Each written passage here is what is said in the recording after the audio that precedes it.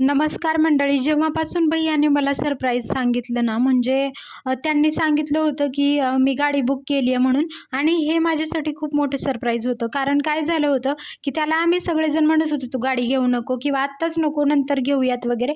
आत्ताच गावाकडे घर वगैरे बांधायला काढलंय." तर म्हणून म्हटलं, की "आत्ता नको घेऊ तू गाडी."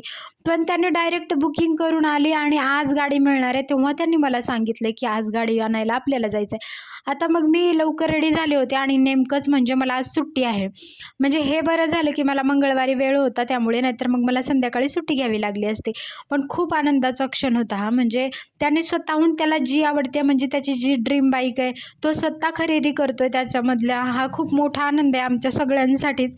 आणि चला तर मग बघूयात म्हणजे आता जवळच इथं चिंचवडमध्येच म्हणजे ते आहे शोरूम. तर तिकडे आपण आलेलो आहोत. तर आता संध्याकाळचे 4 वगैरे 4 वाजत आले होते. कारण आम्हाला गाडी घेण्यासाठी 3 वाजता बोलवलं होतं, पण आम्ही 1 तास उशिरा आलो होतो. आणि इकडे आल्यानंतर हे बघा, हे आहे इथलं शोरूम जे बुलेटचं शोरूम आहे. तर इकडे आल्यानंतर खूप सगळ्या गाड्या इकडे बाहेर होत्या.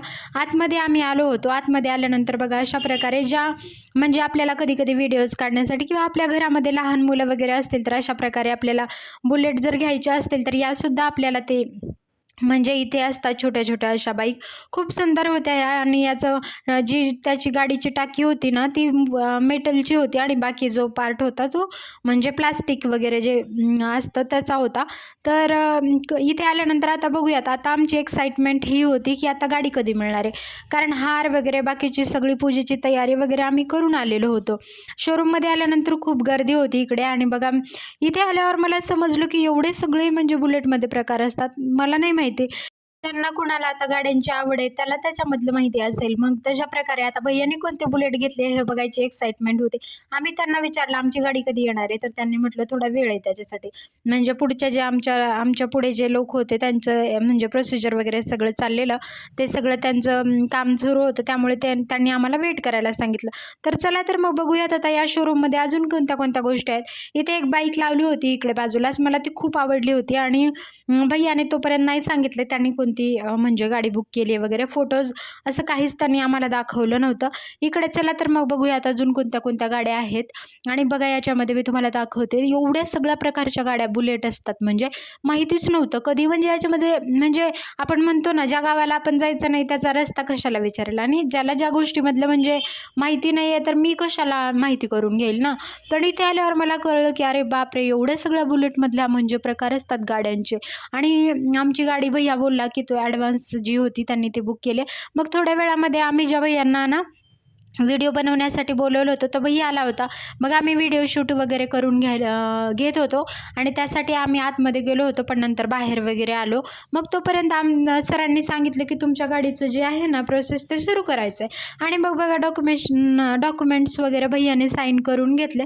आणि खूप सुंदर असं मग सरांनी काँग्रॅच्युलेशन केलं आणि त्यांनी मग सरांनी चॉकलेट्स वगैरे दिले. आणि मग काय, मी आणि मग माझ्या भैय्याची मुलं वगैरे सगळेजण आम्ही चॉकलेट्स वगैरे खाण्यामध्ये आम्ही बिझी होतो. भैय्याने त्याचं तर काम पूर्ण करून घेतलं.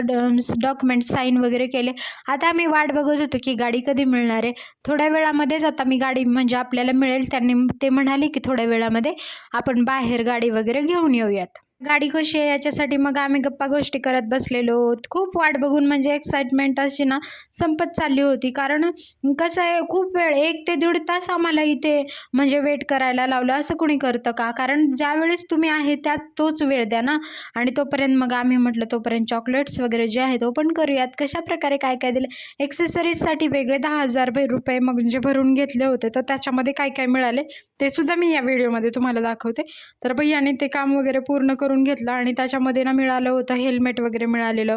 अजून आपल्याला जर नवीन अजून पैसे म्हणजे देऊन त्याच्यामध्ये चांगल्या क्वालिटीचं हवं आहे, ते सुद्धा हे किचन मिळालं होतं. आणि त्याच्यामध्ये बघा गाडीचं एक कवर मिळालं होतं बुलेटचं. आणि हेल्मेट होतं एक. आणि त्याच्यामध्ये डॉक्युमेंट्स वगैरे बाकीच्या काही गोष्टी होत्या. आणि त्याच्यामध्ये हेल्मेटची क्वालिटी एवढी लो होती म्हणून भैय्याने अजून एक्स्ट्रा पैसे घालून त्याने चांगलं असं हेल्मेट घेतलेलं आहे. तर मग नंतर अजून बघूयात गाडीमध्ये अजून काय काय, म्हणजे गाडी थोड्या वेळात ते आणतील म्हणाले. मग आम्ही इकडे वेट करत होतो. याच्यामध्ये बघितलं काय काय आहे. तर अशा प्रकारे थोडा वेळ आम्ही वेट करत बसलो. फोटो वगैरे आम्ही काढून झालं होतं, व्हिडिओज वगैरे बनवत होतो. मग मी पूजेचं ताट तयार करून घेतलं आणि म्हटलं की आता आपल्याला गाडीची पूजा करण्यासाठी जायचं आहे, म्हणून मी इकडे वेट करत थांबले होते. आम्ही गाडीची पूजा करण्यासाठी सगळं साहित्य आणि सगळं आणलं होतं.